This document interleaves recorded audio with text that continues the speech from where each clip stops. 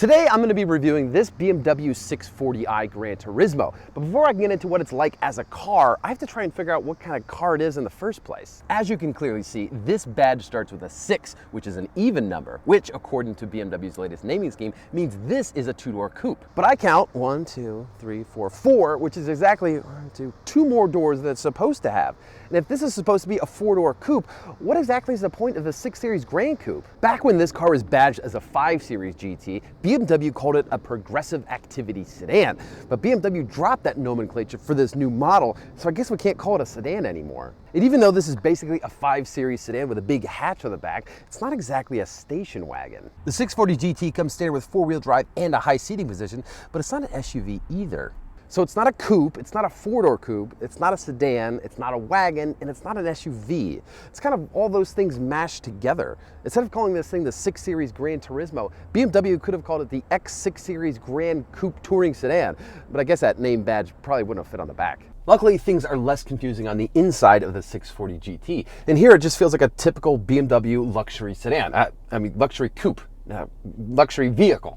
The materials are top-notch with leather and wood in all the right places. Even the face of the steering wheel has this really luxurious-looking stitched leather on it.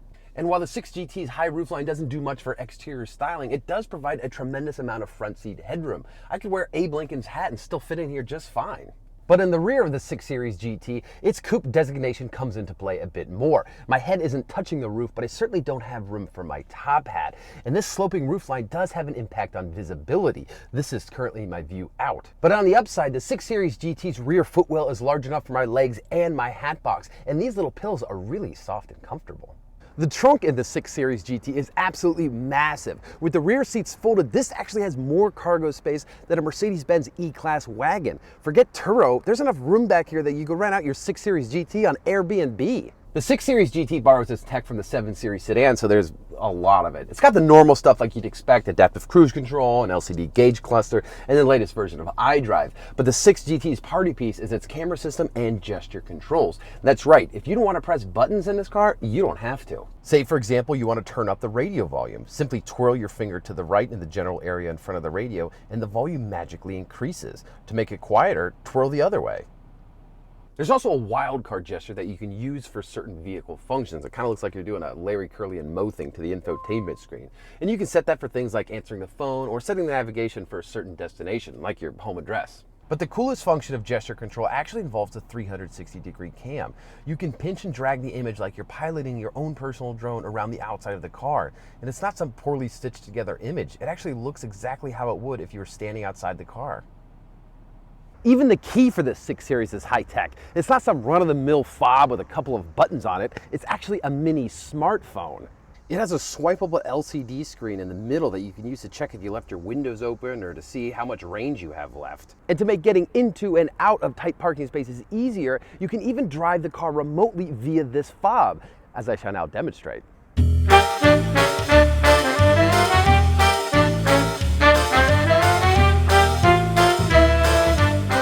BMW is known for making the ultimate driving machine, but this 640 GT skews more towards luxury than sport. The steering is light without much feel, but it is surprisingly direct and accurate. And this particular 6 Series is equipped with BMW's integral steering system, which includes rear wheel steering. Then you can really feel that system work around tight corners.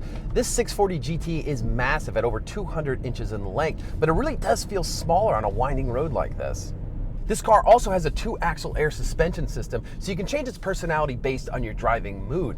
In sport mode, the 6 GT corners remarkably flat, especially when you consider it's got a studio apartment for a trunk. But I will say I am disappointed by the engine note in sport mode. I've got a turbocharged inline-6 engine with gobs of torque. I'm staring down at an M badge, and yet I can still whisper to you at full throttle.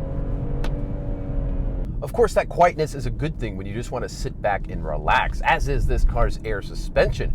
You can put it into comfortable mode, or if you want to really kick back, you can put it into super comfortable mode. In this mode, the 6 GT is more comfortable than a Swedish massage. Of course, all that luxury and comfort and space does come at a price. The 6 Series GT starts at about $70,000, and the model you see here is just over $84,000. And you don't even get ventilated front seats for that. In comparison, you can get a loaded X5 with a V8 for just under $79,000. But then again, the whole point of the 6 Series GT is that it isn't an X5. or a normal sedan, or a typical wagon. It's kind of all those things rolled into one. And while I'll admit it's not the prettiest vehicle on the road, it kind of works.